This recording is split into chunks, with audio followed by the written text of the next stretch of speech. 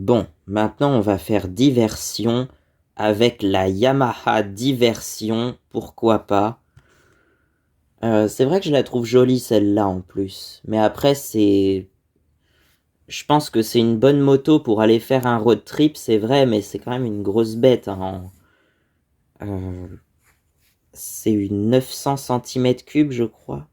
Enfin, elle existe aussi en 600. Elle existe aussi en 600 cm3, et là je viens de voir que apparemment elle est ressortie en 2009, apparemment, la diversion, en 600, ouais. Mais elle a pas du tout le même look, hein, celle de 2009. Enfin, cependant, elle a pas le design aussi torturé que la MT-07, donc ça va, après. Ouais, c'est vrai qu'il faut aimer, mais maintenant, on a des designs c'est devenu n'importe quoi. Et après, bon, tout est subjectif, mais moi, je trouve que le design assez simple, il faut remonter soit dans les années 60 où on a un design pour le coup plutôt traditionnel, on va dire, ce qu'on a l'idée d'une moto ou d'une automobile, ou alors soit dans les années 90-2000 où on avait un design assez simple, arrondi mais pas trop, avec des belles courbes, sans trop de courbes torturées. Franchement, les années 90-2000, c'était pas mal. Et c'est du coup l'époque de la diversion. Mais aussi, si on remonte l'époque de la YBR, de la XTX. Et puis voilà, quoi. Ouais. Ah, on pourrait faire une chanson sur la diversion, par contre. Enfin, une chanson qui se baserait sur un jeu de mots, en fait. Entre diversion, le mot en lui-même, et la Yamaha Diversion, effectivement, que c'est une moto qui permet de se divertir, de faire diversion un peu, de changer d'air, justement. Ça peut être pas mal. Bon, on verra ça pour peut-être 2027, parce que d'ici là, euh, voilà quoi. D'ici l'album Mother Nature, où j'avais pensé l'appeler The Children of Mother Nature. Je sais pas trop, mais un nom à peu près comme ça, oui. Et puis sinon, après, je sais pas. Il y avait une chanson, je me souviens que il y avait une époque, j'avais j'avais commencé, j'avais imaginé un titre, juste le titre d'une chanson qui s'appelait Providence. Et la chanson n'avait que le titre, en fait. Je l'ai jamais écrite, la chanson. Mais je sais qu'il devait y avoir une chanson qui s'appelait Providence dans ma discographie. Et peut-être pour l'album de 2027, effectivement. Finalement, je pense qu'elle sortira jamais puisque je l'ai pas écrite, en fait, tout simplement, la chanson. Mais elle est là dans la liste des chansons à terminer alors que je l'ai même pas commencé. Il y a une chanson qui s'appelle Providence, mais qui n'existera certainement jamais. Donc voilà, je trouve ça assez dingue, mais bon, rien que pour ça, ça vaut le coup de la laisser dans la liste des chansons en attente. Mais sinon, je pense que je vais inclure au moins le mot Providence à une autre chanson. Et là, on pourra pas dire que c'est un plagiat de Michel Fugain, hein. C'est juste un mot. C'est juste un mot dans le dictionnaire qu'on peut trouver dans plein d'autres chansons. Donc voilà. Un cadeau de la Providence. Alors pourquoi penser au lendemain? Alors j'adore cette chanson, ouais, c'est vrai. Cette année-là, on a dit qu'on ferait un jour cette année-là. Et ben je pense que je vais écrire une première version des nouvelles paroles de cette année-là en parlant donc de 2022 dans la version francophone et de décembre 2021 dans la version anglophone. Voilà. Hein, pour rappel, la version originale, donc c'était une chanson chantée en anglais par Frankie Valli and the Four Seasons en 1975 et qui s'appelait Oh What a Night December 63. Donc il parlait en gros d'une nuit de décembre 1963, alors que Claude François en a fait une version l'année suivante en français pour parler de l'année 1962. Et donc moi j'ai envie de jouer avec ces deux versions et de faire une version en français qui parlerait de l'année 2022, je pense, et une version en anglais qui parlerait de une nuit de décembre 2021, je pense, parce que c'était pour moi une des meilleures nuits, avec la motoneige du Père Noël. Voilà. Bah, j'ai pas eu la chance de monter dessus ou de la conduire encore, mais j'aimerais bien conduire une motoneige. I wanna drive a snowmobile. Ça vient. Cette chanson-là, promis, elle sort le 21 décembre et elle sera peut-être déjà sortie quand cette vidéo sortira parce que pour l'instant, j'ai pas beaucoup de créneaux en décembre. Je viens de me rendre compte que j'ai pas énormément de créneaux en décembre. Donc, une partie des sessions sortiront au mois de janvier, en fait. Voilà. Pour étaler ça, et d'ailleurs, pourquoi pas ne pas étaler jusqu'au mois de mars, date de la sortie de l'album. Donc voilà. L'album sort donc le 24 mars 2025. Oui, encore un 24, mais j'avais dit, il y a toute une symbolique autour du chiffre 24. L'album sort donc le 24 mars 2025. Il devait initialement, mais il y a longtemps, hein, au tout début que j'avais commencé l'album, il devait sortir le 24 décembre 2024. Donc on aurait eu deux 24. Et sinon, l'album a été enregistré en majorité, voire en totalité, durant l'année 2024, et beaucoup de chansons ont été enregistrées le 24e jour du mois, comme le 24 janvier, le 24 avril, le 24 novembre, le 24 octobre aussi, et le single Mayamaha, qui donne son nom à l'album, est sorti le 24 juillet 2024. Je te dis, il y a toute une symbolique autour du chiffre 24. 24 000 kilomètres. Bah, les 24 000 kilomètres, c'est pas tout de suite. Hein. Faudrait qu'elle ait au moins 6 ans de roulage. Et oui, elle a déjà 18 ans, mais elle a que 6 000 kilomètres. Et encore, quand on l'a achetée, elle avait 17 ans, elle avait que 2500 kilomètres. Donc en un an et demi, on a fait plus de 2000 kilomètres, presque 3000. En un an et demi, ouais, on a fait même 3500 kilomètres en un an et demi, je crois. Mais bon, par la suite, je pense que je vais faire près de 5000 kilomètres par an parce que j'ai envie de rouler quand même. Donc voilà. Et puis une moto en bonne santé, c'est une moto qui roule environ 5000 kilomètres par an à peu près. Normalement, c'est censé faire ça, c'est prévu pour faire 5000 kilomètres par an. Et l'entretien annuel, justement, ça se fait, je crois, sur certains modèles, c'est même tous les 6000 kilomètres. À voir, je sais plus, mais je crois que c'est quelque chose comme ça. Et donc l'entretien annuel, ça va être tout ce qui est la vidange surtout, mais honnêtement, je sais plus trop quoi d'autre. Mais oui, il y a au moins la vidange à faire tous les ans. Moi, c'est ce que je faisais. Il y a au moins la vidange à faire tous les ans. Et puis après, je sais plus. On dit qu'il faut. J'avais vu qu'il fallait graisser la chaîne environ tous les 500 kilomètres à peu près. Soit papa, il dit tous les 2 à 3 pleins. Après, ça dépend combien consomme ta moto, mais la mienne, je crois qu'elle fait peut-être 3 litres au 100, je dirais. L'avantage d'une moto 125, c'est que ça consomme pas grand-chose aussi, hein, environ 3 litres au 100. Avec un plein de 10 litres, tu peux faire plus de 300 km, quoi. Enfin, ouais, 300 à peu près. Nous, je crois que c'est ce qu'on fait à peu près. Le réservoir, il doit faire 10 ou 11 litres. Un peu plus de 10 litres, c'est sûr. Presque 11, certainement. On n'a jamais mis plus de 11 litres, mais c'est déjà arrivé qu'on mette 10 litres. Et donc, avec 10 litres, il me semble qu'on fait 300 km. On avait calculé, je crois, 3,2 litres au 100, mais parce qu'on est deux dessus aussi. Sinon, tout seul, je pense qu'elle doit consommer moins. Parce que ça influe beaucoup quand même. Hein. Une moto à vide, ça fait que 110 kg, celle-là en tout cas. Mais si tu rajoutes 60, 70, on va dire 130 kg, déjà ça double, ça fait plus que doubler le poids de la moto en fait. Donc voilà. Et si je suis seul dessus, moi je fais peut-être 60, un peu moins de 60 kg quand même. Ça fait donc du 170, 180 kg, on va dire, avec le... Parce qu'elle fait 110, mais vraiment à vide, je crois. Avec le plein, elle doit faire 120 et avec du chargement 130, 140, je sais pas. On va calculer 180 kg. Voilà.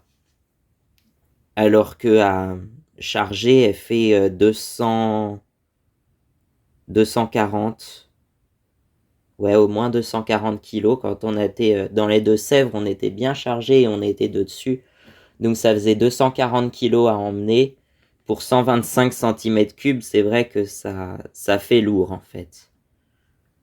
Mais bon. On a dit, hein, comme Lotus, light is right. Voilà. Et quand je dis Lotus, je parle de voiture de sport, bien sûr, pas du papier toilette. Merci. C'est autre chose, ça.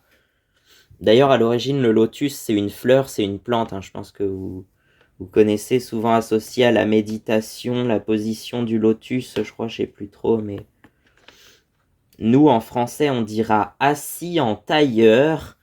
Je sais pas d'où ça vient, peut-être parce que les tailleurs, donc les gens qui, à l'époque, les tailleurs, c'était les gens qui fabriquaient des vêtements sur mesure, ça ne se fait plus aujourd'hui, hein. Aujourd'hui, tu vas chez Kiabi ou chez Decathlon, t'achètes un vêtement qui est fait à l'autre bout du monde, mais qui coûte pas cher, par contre. Donc les tailleurs, peut-être qu'ils s'asseyaient de cette façon-là, je sais pas, mais on dit assis en tailleur. Moi, j'ai toujours entendu cette expression, ou les jambes croisées aussi, hein, ça peut se dire. Et donc oui, ça peut faire penser à la position du lotus de méditation, c'est vrai. Ouais, d'ailleurs, il y a un... Si j'en parle maintenant, comme ça vous serez informés, il y a un symbole qui est très utilisé dans la spiritualité indienne, mais qu'on n'ose plus trop montrer parce que ça rappelle un tout petit peu la Seconde Guerre mondiale, quoi, si vous voyez ce que je veux dire. Donc aujourd'hui, mais ça n'a rien à voir à l'origine, hein, ça n'a rien à voir, mais la ressemblance est quand même assez frappante par rapport au symbole peu glorieux de la Seconde Guerre mondiale. Donc on va éviter de le montrer si on veut pas avoir de soucis. Et puis, de toute façon, c'est pas mon symbole. Moi, je préfère dessiner une jolie fleur, pas forcément une fleur de lotus, mais une fleur à 6 pétales, comme on dessinait quand on était à l'école, tu vois. Quand on était gamin, à l'école primaire. Une fleur à 6 pétales, ou un soleil. Ou le logo de Yamaha. Ouais, c'est un peu ça, le symbole du culte Yamaha, du culte de la déesse Mayamaha. À l'origine, en fait, ça date de bien avant la construction de motos, puisque ça représente 3 diapasons entrecroisés, et un diapason, c'est simplement un petit truc, un petit instrument qui donne la note La pour accorder son instrument, tout simplement. D'ailleurs, en anglais, ils appellent ça, je crois, tuning forks. Oui, j'ai appris ce mot il n'y a pas longtemps, qui veut dire littéralement une fourche, une fourchette d'accordage, en fait. Voilà. Ouais, ils appellent ça une fourchette d'accordage, simplement. Et donc, oui, ça a une forme fourchue, effectivement, en 2 pics. Et quand on en met 3 entrecroisés à 120 degrés chacun, et ben ça fait le logo de Yamaha, effectivement.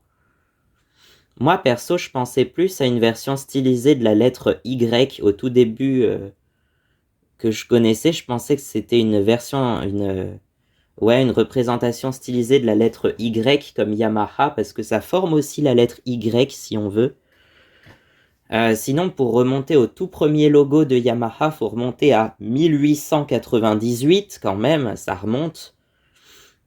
On était 100 ans avant la R1 à peu près, mais bien loin des productions de motos. Non, à l'origine, c'est une fabrique d'orgues et d'instruments de musique, et c'est toujours un fabricant d'instruments de musique, mais qui s'est mis à produire des motos, des quads, des motoneiges, des buggy, des moteurs de bateaux, pourquoi pas.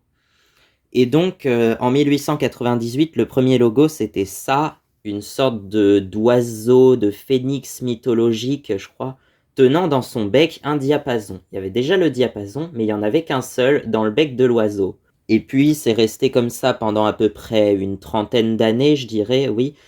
C'est en 1927 qu'est apparu donc le logo qu'on connaît aux 3 diapasons entrecroisés à 120 degrés.